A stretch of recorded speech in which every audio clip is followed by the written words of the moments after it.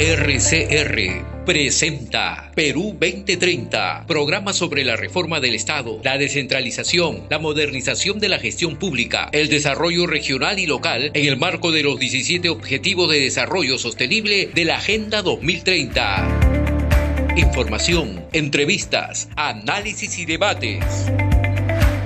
Llevamos 7 años debatiendo los problemas del país y sus posibles soluciones. Perú 2030, con la dirección y conducción de Franz Portugal.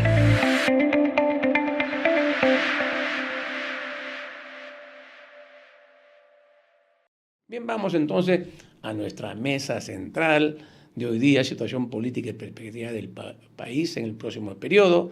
Y nuestro invitado es Synesio López, sociólogo, doctor, profesor de la Universidad de San Marcos, de la Universidad Católica y analista política. Synesio, muy buenos días, gracias por estar en Perú 2030, bienvenido. Como siempre, un placer, Synesio, conversar contigo. Ya hemos tenido varias conversas en varias oportunidades, ¿no? Y bueno, todas han sido bastante sustantivas e importantes. El tema de hoy día que queremos trabajar contigo en esta conversa es la situación política del país y cuáles son las perspectivas, ¿no? Un tema que en algún momento conversamos y que ha estado en la discusión era que ¿qué está pasando en un país que pareciera que tuviéramos una crisis política permanente, ¿no es cierto? Se ha establecido así, se ha normalizado y tú comentabas que había momentos en una crisis política que la coyuntura se ponía en una situación crítica, es decir, una situación difícil, pero eso hasta ahora no ha ocurrido. ¿Por qué crees tú? Bien, a ver, sí creo que estamos viviendo hoy un momento de descomposición política, moral de la coalición en el gobierno, ¿no? Y en el Congreso y en el Ejecutivo, ¿no? Que se dedicó durante en el último año pasado a desplegar un conjunto de dispositivos pro crimen para autoprotegerse ellos, porque un poco más del 50% de sus cuadros parlamentarios han sido acusados, ¿no? Y entonces, debido a la presión que hubo, a la presión social, de alguna manera, corrigieron al menos algunas pequeñas cosas como esto de la prisión preventiva. Ahora, eso demoró en el Ejecutivo un montón de tiempo. ¿Por qué? Porque lo que trataban es sacar de la prisión preventiva todo lo que se refiere a la corrupción. Y hay 88 delitos, según han enumerado los especialistas, que son exonerados de la prisión preventiva y que se refieren principalmente a la corrupción. Eso es lo que ha hecho básicamente el Ejecutivo en observación al Congreso.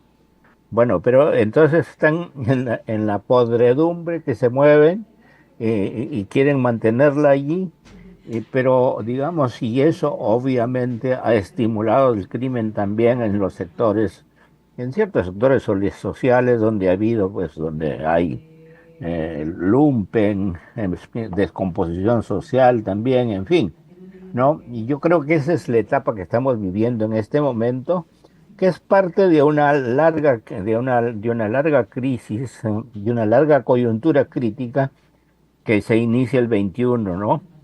Después de la caída de Castillo y el contragolpe del Congreso, se inicia, digamos, esa coyuntura crítica que tiene, digamos, alces, caídas, estancamientos, nuevamente alzas, y bueno, hoy estamos en un momento de tensa expectativa donde pueden haber diversas salidas, ¿no es cierto?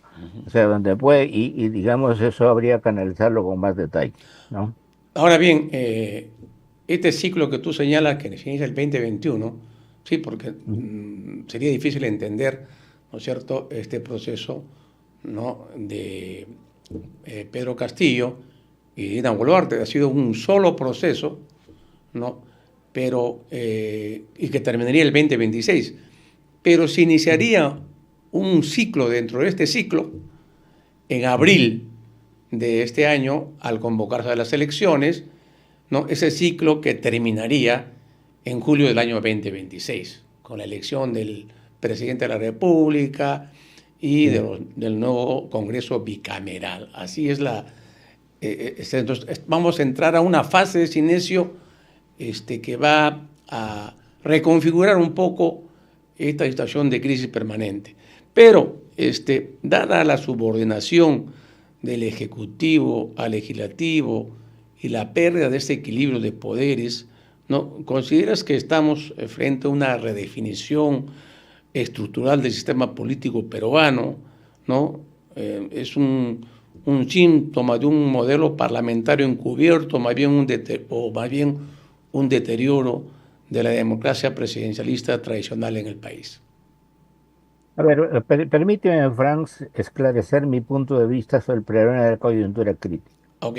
La coyuntura crítica es aquella coyuntura en que emergen grandes protagonistas en un momento determinado de la historia, y a partir de esos protagonistas, que es lo que pasó justamente después de la caída de Castillo y la emergencia, aparecen dos grandes protagonistas. Uno, esa coalición gobernante que hay en el Congreso y que la integra a Dina, digamos, y que prácticamente la maneja como un títere, ¿no es cierto? Esa es una gran coalición que se forma allí luego del contragolpe contra Castillo, ¿no es cierto? Y al mismo tiempo, la respuesta es un enorme movimiento social, ¿no es cierto? Es un gran movimiento de masas, sobre todo del sur y del mundo andino, ¿no es cierto? Y eso pasa más o menos hacia julio del 22, y después hay una larga caída, un descenso, que no quiere decir que ha sido derrotado ese movimiento, está allí, pero ese largo movimiento, digamos, sí acaba a un estancamiento, ¿no? Estancamiento más o menos también prolongado, por temor por temor a la represión, porque hubo 60 muertes, ¿no? Y entonces, eh, y por también una pobreza desmovilizadora, ¿no? Después ya viene el tema de una etapa de reactivación, pero por el lado urbano más bien, ¿no?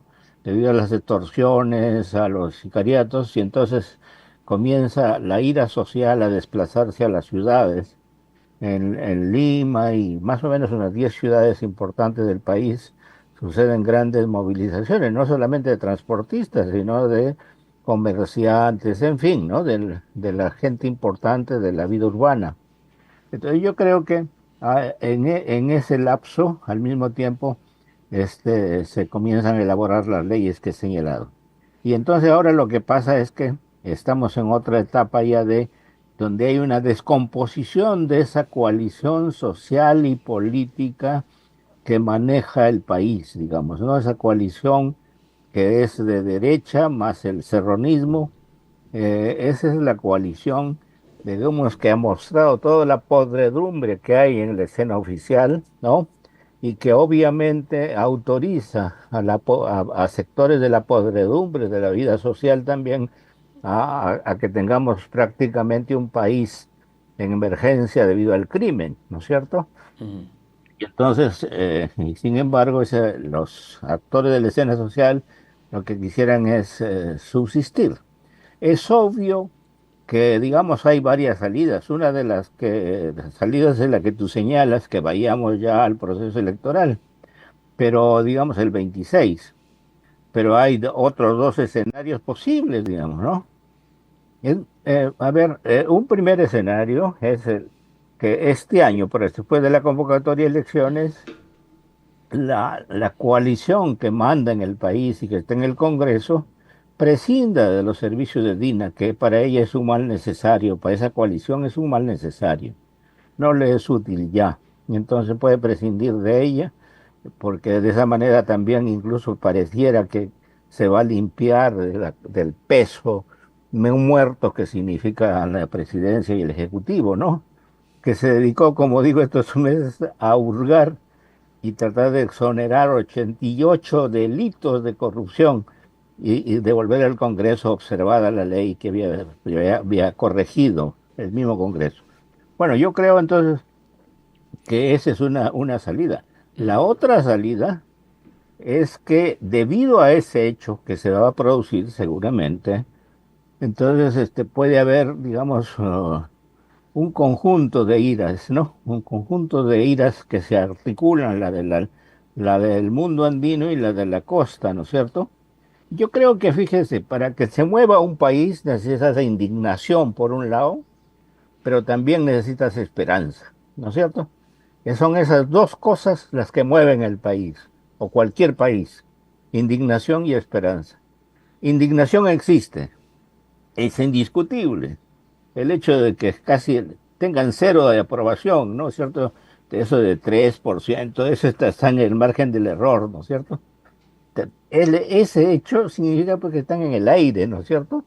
Y que el soporte de los poderes fácticos también ya tiene problemas, ¿no es cierto? Lo estamos viendo con los empresarios, lo estamos viendo con la mía prensa. Entonces, yo diría que en esa situación podría haber ¿no? Sur- surgir, digamos, un gran movimiento. Pero, como digo, para que surja necesitas esperanza. Y la esperanza supone dos grandes cosas. Uno, que le fijes un horizonte, a dónde va. O eso es a través de un programa, ¿no? Yo creo que se necesita una especie de programa largo para cada partido, en fin, o para cada sector de la coalición. Y luego se necesita una plataforma de unidad nacional para liberarse de toda esta podredumbre que hay en la escena oficial, ¿no? Una plataforma inmediata, digamos, que sea muy amplia, que sea muy amplia, centro, izquierda, sectores incluso de la derecha más sana, ¿no? Que pueda liberar esa situación. Yo creo que eso es otro escenario, y el otro escenario es el escenario electoral, ¿no? Frente a lo cual han estado haciendo todo lo posible para hacer una sola oferta política, la reacción, ¿no? La derecha quiere armar una sola oferta política para que para que la gente se vea obligada a votar solamente por eso. Pero puede triunfar en esas condiciones el voto en blanco. Pero esa escena no, yo creo que es difícil que suceda, ¿no es cierto? Bueno, pero es otro escenario. O sea, Bueno, digamos, hay entonces esos tres escenarios. Presidencia de Dina de partir de abril, de parte de la coalición que manda en el país. Segundo escenario es un movimiento efervescente, pero que te- tiene que aparecer una esperanza, y esa esperanza es, digamos, que haya unos ciertos horizontes que señalen al país a dónde va. Entonces, a través de los programas o a través de una coalición vasta que señale dónde quiere ir. Y entonces ahí surge esa combinación necesaria de indignación y esperanza que mueve al país y que puede barrer con toda la podredumbre que hay, digamos, en el poder oficial. ahora bien, tú has señalado que hay un ciclo dentro del ciclo, o sea, el ciclo del electoral que empieza en abril al ser convocadas las elecciones, ¿no? Va a tener una fase hasta el 28 de julio de este año, ¿no? Porque el 28 de julio de este año se inicia lo que se llama el Congreso de la República no puede ser disuelto, ¿no? Según la Constitución. El último año no puede ser disuelto el Congreso. El último año No, empieza pues en julio hasta julio del siguiente año, ¿no? O sea, como tú dices, va a prescindir esta coalición de Dina porque significaría, como tú lo has señalado, una mochila demasiado pesada, ¿no? Y tendrían tratar de limpiarse, ¿no? De los problemas políticos, ¿no? Y presentarse ante el país como los que ya saldaron con Dina Boluarte y que por supuesto el proceso electoral los pueda favorecer. Pero ¿no crees tú que esa situación que implicaría obviamente si cae Dina que asuma la presidencia en una fase transitoria el presidente del Congreso de la República, porque así está la norma establecida, ¿no? ¿Tú no crees que esa situación va a deteriorar más la coalición de política que hay en el Congreso en lugar de favorecerlos? Sí. No, yo creo que sí que puede ser peor, digamos, ¿no? La propuesta, porque controlan directamente el poder y tratarán de barrer con todos los obstáculos eh, jurídicos, legales, en fin, ¿no? A través de una serie de reformas medias turbias, ¿no? Eh, Eso puede ser también, pero también eso no, yo creo que ya es cargar demasiado el horizonte, digamos, ¿no? Yo creo que es cierto, es cierto que puede pasar eso, que lo que venga después de Dina con el presidente del Congreso puede ser un peor escenario, pero digamos, yo al mismo tiempo yo creo que eso los autodestruiría mucho más, digamos, ¿no? Quizá al país, para el país y para nosotros puede ser un peor escenario, pero también es un escenario autodestructivo de esa coalición, supongo. Y si es que no hay una reacción que combine la indignación y la esperanza, porque no aparece en el horizonte una salida, yo creo que puede pasar cualquier cosa en este país, un estallido brutal, en fin, ¿no? Pero al mismo tiempo, bueno, podemos llegar con esa coalición que es peor a elecciones también, ¿no? Pero yo creo que los escenarios electorales, Franz, han cambiado totalmente. Tú tienes, fíjate, si tú fijas el mapa electoral desde el siglo XXI, son constantes. Tú tienes dos corrientes de ese mapa electoral. El sur y el mundo andino, que votan candidatos antineoliberales. Y la costa desde Ica hacia arriba, votan centro y derecha, neoliberal, ¿no es cierto? Ujú. Bueno, yo creo que ese mapa va a cambiar totalmente. Hoy la ira ha entrado también a la costa, ¿no? Tú lo puedes ver en las ciudades, ¿no? Lo puedes ver no solamente en movilizaciones que han habido, sino pues en el estado de ánimo de la gente. O sea, hoy ves la gente muy indignada. Lo que falta es ese horizonte también, como les digo, eh, programático o digamos una gran coalición. Y lo que falta también es un gran liderazgo. Puede ser un líder, puede ser un equipo de líderes, ¿no? Que sale de una gran coalición y que eso ya da una confianza a la población, ¿no? Yo pienso que entonces hemos entrado a un año más turbulento todavía, ¿no es cierto? Más turbulento que lo que hemos vivido. Y Sí. yo creo que a mí me da la impresión de que la derecha no es consciente de todo lo que está pasando, ¿no? Y que está movido por una serie de creencias, de convicciones, irracionales de ultraderecha, ¿no? O incluso, fíjate, yo diría que lo que está pasando en el Congreso es debido a que no gobiernan partidos, pues eso no son partidos, Franz, ¿no es cierto? Eso no son partidos, son pequeñas empresas políticas privadas, o sea, mafias, ya ni siquiera son outsiders, ¿no? Fujimori fue outsider, ¿no? Pero después ya aparecen pues partidos con dueño, ¿no? Que se inscriben y los manejan ellos son los que deciden todo, sus integrantes son pequeña tropa al servicio del jefe del partido, lo que Weber llamaba partidos patrimoniales, ¿no es cierto? Son partidos patrimoniales, ¿qué sirven? ¿A quién representan? A nadie, por favor. No. Entonces están soñando de que pueden tener ellos en la representación de todo el país, en fin, están fuera ¿no? Han perdido el sentido común incluso, ¿no? Y de la realidad. Muy bien, Sinesio, Sí. vamos a una breve pausa de la media hora y regresamos para seguir conversando, ¿no?, sobre los problemas políticos del país. Volvemos. Ya retornamos con Perú 2030.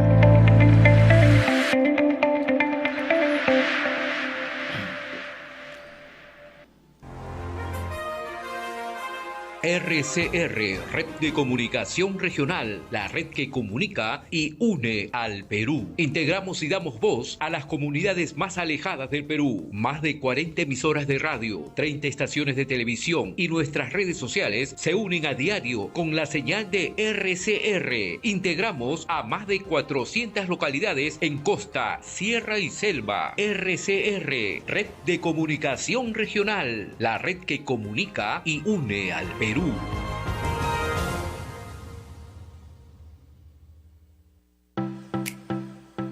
Lea en la edición semanal 245 de la revista Minería, los recientes atentados contra Minera Poderosa y las repercusiones, los anuncios del MINEM en la Semana de la Ingeniería de Minas 2025, avances del proyecto San Gabriel y los expedientes mineros aprobados por el SENACE en el 2024, entre otros temas. Acceda a la web del Instituto de Ingenieros de Minas del Perú, edición 245 de la revista Minería.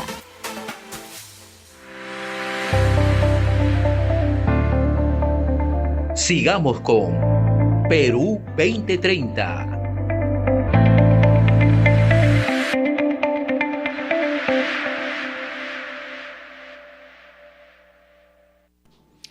Muy bien, regresamos pues con Perú 2030. Hoy día estamos conversando en nuestra mesa central con Sinesio López y el tema es pues la situación política del país y las perspectivas para el periodo 2025 y 2026.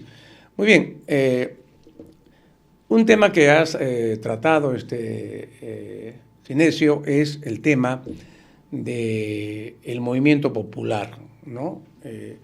Hubo un periodo cuando asumió Dina Boluarte, ¿no?, una movilización de las comunidades campesinas, indígenas del país que se movilizaron desde el interior del país, sobre todo del sur, y llegaron a Lima, para la famosa toma de Lima. Eso realmente nos impresionó, ¿no?, porque ellos venían no por reivindicaciones como se acostumbra, sino venían por razones de orden político, ¿no? Posteriormente ha habido otras movilizaciones, ¿no?, desarrolladas también en protesta contra el gobierno, y donde vimos en las calles, sobre todo en algunas ciudades como Arequipa, quienes llenaban las calles no era pues la CGTP, los gremios sindicales, ¿no? Eran los trabajadores de los centros comerciales, de los denominados conglomerados comerciales, que salían a las calles a movilizarse, ¿no? Y en este último periodo hemos visto que los que salen a movilizarse frente a la inseguridad ciudadana por la vida y el trabajo han sido los transportistas, los bodegueros, comerciantes de diversa nivel, ¿no?, que se han movilizado, ¿no?, en este último periodo. Entonces, ¿qué está pasando con el movimiento social en el país, ¿no? ¿Por qué no hay una articulación de todos esos sectores, ¿no?, para poder enfrentar con mayor fuerza, ¿no?, los problemas que tiene el país? Ya, yo creo muy interesante la pregunta que planteas, Franz. Yo creo que lo que tenemos en el mundo rural es un mundo básicamente, ¿no?, de campesinos pobres, de comuneros, pero también de comerciantes, en fin, ¿no? Hay toda una constelación. Ahora, donde lo que predomina a veces también es la informalidad y la pobreza, ¿no es cierto? Hay, digamos, esas zonas rurales donde el nivel de pobreza es altísimo, ¿no? Eh, pero incluso en esos niveles de pobreza hay una cierta comunicación entre ellos, ¿no? Las encuestas han demostrado que incluso el 93% de los sectores pobres tienen celular, ¿no? O sea, hoy es un mundo pobre, pero comunicado, ¿no es cierto? O sea, y yo creo que todo el sur y el mundo andino es una cierta comunicación que mantiene permanentemente y que ya no son los partidos los que, como tú bien has señalado, no son los partidos los que movilizan, es el movimiento social, pero ese movimiento social, digamos, plantea una agenda política que no está del todo eh, que no está del todo sobrepasada, ¿no? Sino que mucho de esa tiene la fuerza todavía. Y esa agenda, como tú has dicho también, nace de los forros, de los mismos movimientos, no se los arma un partido, no, no, no. Entonces tiene un sentido político muy fuerte, ¿no es cierto? Entonces, pero y después viene, bueno, una estigmatización por parte de los que manejan el poder, de que son terroristas, en fin, y se les reprime fuertemente, ¿no es cierto? Se les reprime, mueren más de 60 personas, en fin. Entonces, eso genera cierto temor, cierto, ¿no? Pero no son derrotados, siguen allí. Después hay un estancamiento, como hemos señalado, y luego el resurgimiento, como ha señalado en las ciudades. Ahora, hay una cierta fragmentación, no hay una unidad. Mientras se mueve el campo, las ciudades más o menos están tranquilas, ¿no es cierto? Y mientras se están moviendo las ciudades, el campo ha estado relativamente tranquilo. Hay una cierta fragmentación social que tenemos que reconocer. Pero esa fragmentación, digamos, puede ser superada si es que se armara una gran coalición social, no solamente política, social, política, digamos, y que forme una gran coalición social y política que más o menos articule y supere la fragmentación que existe, porque incluso en los sectores pequeñamente representados, que no representan mucho tampoco las organizaciones sociales, ¿no? La CGTP, los otros, pero digamos, yo creo que podría darse una cierta coordinación siempre y cuando haya esa gran coalición y un liderazgo que aparezca claro. Yo creo que allí podría armarse una gran movilización social que es importante, digamos. Sin movilización social, y eso lo hemos visto en América Latina en los últimos tiempos, no hay grandes cambios. Los cambios se producen cuando la sociedad se mueve, ¿no? Cuando la sociedad se mueve y eso obliga, ¿no? A, a que las élites se replieguen o también, digamos, se acomoden y vean una salida para eso, ¿no es cierto? O tengan que ser desplazadas en algún momento, ¿no?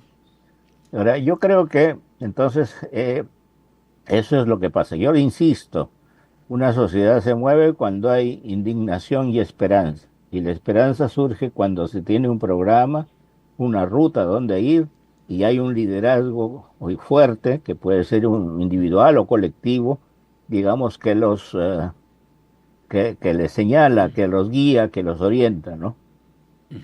Ahora bien, vamos ahora ya del movimiento popular al tema de los partidos. Hay 40 partidos registrados a la fecha, ¿no? Un cuarto de ellos están en el Congreso, ¿no? Esa es la situación en este momento. Y obviamente hay partidos de todo tipo, para todos los gustos, ¿no? Buena parte de ellos, como lo hemos dicho en un artículo, son indefinidos. O sea, no son izquierda, derecha, centro, no son nada, son indefinidos, ¿no? Y una parte, ¿no?, pequeña son de izquierda y otros son de derecha, claramente, ¿no? Por sus postulados que plantean en sus idearios que han presentado al jurado en las elecciones, ¿no? Porque si uno revisa los idearios, se da cuenta, ¿no?, si están en nada, ¿no? No son ni chicha ni limonada, o algo en alguna orientación anda. Ahora, ¿cuál es tu pronóstico? ¿Cuál sería el escenario que se va a presentar para las elecciones y sus resultados? Yo tengo algunas proyecciones de lo que pasaría, ¿no? Yo te voy a decir cuáles son y tú me dices cuáles son las tuyas, ¿no? Una primera impresión que tengo, ¿no?, de esos 40 partidos, solamente va a llegar al Congreso la cuarta parte. Todo lo demás mueren, no llegan al mínimo requerido legalmente, por lo tanto, desaparece, ¿no? Luego, de los que están en el Congreso, ¿no? Solo van a sobrevivir 2 partidos. Lo demás desaparece, ¿no? ¿Cuáles son los 2 partidos que se salvarían, ¿no?, de la extinción? Fuerza Popular. Fuerza Popular tiene un núcleo duro, tiene una organización más compacta, ¿no? Tiene un equipo técnico detrás, que son los que fabrican todas estas leyes que hemos visto aprobarse en el Congreso. La presenten ellos mismos o se lo encarguen a otros, ¿no? Son la misma gente que opera ahí, ¿no? Pero en el caso de Fuerza Popular, su representación se va a reducir, no va a tener la que tiene hoy día, que son como 20, ¿no?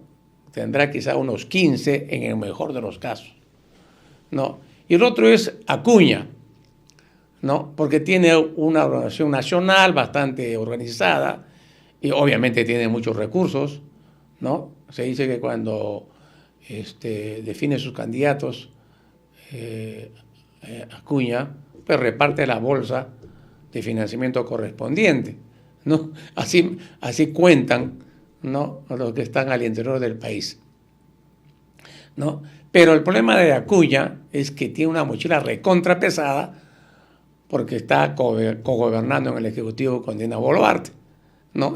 Y eso es vox populi en todo el país, ¿no? Está plenamente identificado. Entonces, ¿no?, va a ser bien difícil que Acuña logre sobrevivir, ¿no es cierto?, en las elecciones próximas. Y entonces, del resto de gente, ¿no?, ahí viene el problema, ¿no? ¿Quiénes llegarían de esos 30 más partidos que estarían en la lista electoral, ¿no? Van a llegar, bueno, si son 2, van a llegar, pues había ahí que jugar con cuál de los del grupo de 8 partidos que podrían llegar, quizá menos 7, ¿no?, al Congreso, ¿no? Entonces, y eso va a implicar, obviamente, coaliciones para poder hacerlo, si no va a ser bien complicado, ¿no? O sea, no, esa ilusión del partido propio y mi tienda propia o mi empresa propia, esa ilusión va a desaparecer desde mi punto de vista, ¿no?, en el próximo proceso electoral. ¿Cómo la ves tú? Bueno, en general, más o menos estoy de acuerdo contigo, con algunas precisiones. Primero, bueno, lo que llamas partidos y que todos los especialistas en electorales llaman partidos, lo que la ley lo dice, pero en realidad es lo que Weber llamaba partidos patrimoniales, ¿no? O sea, en realidad son partidos con dueño, ¿no es cierto? O sea, no lo llamamos partidos seriamente, pero bueno, o partidos patrimoniales, como decía Weber, ¿no? Formalmente partidos. Sí, partidos formalmente, ¿no es cierto? Pero de esos, como tú has señalado, efectivamente hay un partido dinástico que tiene historia y que más o menos tiene apoyo de las élites y que siempre ha recibido millones de las élites, que es el Fujimorismo, ¿no es cierto? Y yo creo que eso efectivamente es el partido más organizado, es un partido dinástico, porque si la señora Keiko Fujimori no apellidara Fujimori, sino Keiko Córdoba, no saca ni para el té, ¿no es cierto? Entonces, tendría que, es un partido dinástico, pero en el cual la élite lo apoyó porque con ello nació el neoliberalismo y son las fuerzas neoliberales y son la tecnocracia vinculada a eso y que dice que lo que cree, su credo liberal es ciencia y es técnica, ¿no es cierto? Ya, ese es un engaño que ellos mismos viven. Ahora, todo eso entra en crisis no solamente aquí en el Perú, sino en el mundo. Eso se produjo, ¿por qué? Porque tenías una hegemonía mundial concentrada en Estados Unidos y desde ahí se irradió el modelo neoliberal, el credo neoliberal a todo el mundo, digamos, ¿no? Y aparecía como la salida, la ciencia, la técnica, ¿no? O sea, bueno, todo eso se ha ido al tacho hoy con la aparición de diversos polos en el mundo. Y hoy el neoliberalismo ya no, ni el mismo Trump es prácticamente neoliberal, digamos, nacionalista, proteccionista, en fin, ¿no? Bueno, y yo creo que hay otros polos en emergencia. De tal manera que eso yo creo que también puede entrar en crisis y sufrir sus golpes en ese sentido. Los otros casos en la derecha puede haber uno más que sobreviva efectivamente. Mira, en todo caso los datos electorales nos han mostrado en los últimos años que de todos los partidos que se presentan no pasan de 6, porque la propia población los va seleccionando, ¿no? La propia población lo va seleccionando. O también las élites pueden hacer grandes coaliciones de tal manera de salvarse de la muerte electoral, ¿no es cierto? Y yo creo que es posible y eso es lo que está pasando ya en la derecha, que se formen grandes coaliciones para tener un solo candidato, ¿no es cierto? ¿Cuál es el problema ahorita en la derecha? Que la señora Fujimori no quiere ir en esa coalición a no ser que ella sea la candidata presidencial, ¿no? Pero si es que se trata de que otro sea el candidato, ella no va a apoyar, de tal manera que ahí hay de todas maneras un fraccionamiento, ¿no? De todas maneras va a haber un fraccionamiento, a no ser que todos se alineen detrás de la señora Fujimori, ¿no es cierto? Bueno, entonces, y por el otro lado también, digamos, efectivamente pueden haber coaliciones más amplias, ¿no? Puede haber coaliciones de la izquierda pura, los más cerrados, ¿no? O puede haberse hacia un centro izquierda, en fin. Yo creo que va a haber una búsqueda de armar coaliciones para poder sobrevivir. Eso sí, en eso estoy de acuerdo contigo, ¿no?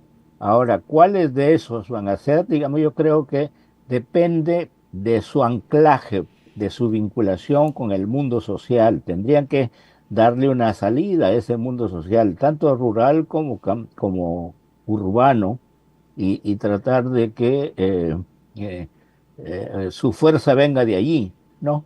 Porque la política está en crisis, ¿no es cierto? Y no hay una representación. Es difícil resolver la presentación, ¿no?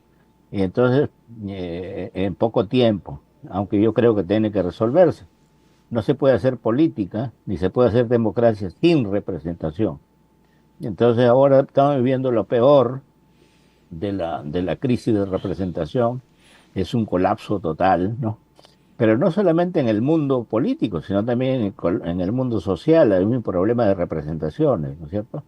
Entonces tienen que irse superando lentamente y lo que ayuda a eso, Franz, es el hecho de que haya una comunicación muy intensa en el mundo social, digamos, ¿no? Con las redes sociales o con el periodismo alternativo, como es en tu caso, ¿no es cierto? O hay muchos casos como eso, ¿no? O sea, que de alguna manera esos son, digamos, sectores que orientan a la vida del país, ¿no? Y que, ¿no? Sí, Frank, si se articulara, por ejemplo, todas las redes de periodismo alternativo que hay, estaríamos frente al partido más grande que tiene el Perú, ¿no? Muy bien, nos ganó el tiempo, han quedado algunos temas en el tintero. Como siempre, me hubiera gustado conversar contigo sobre el programa mínimo, ¿no? Lo que llaman programa, 5 puntos, ¿no es cierto?, en que nos ponemos de acuerdo todos y sobre eso armamos, ¿no es cierto?, un bloque. Pero ya el tiempo nos venció. Gracias, Inesio, por estar aquí en Perú 2030, por la conversa sobre la situación política del país, que ha sido muy ilustrativa. Muchas gracias, Inesio.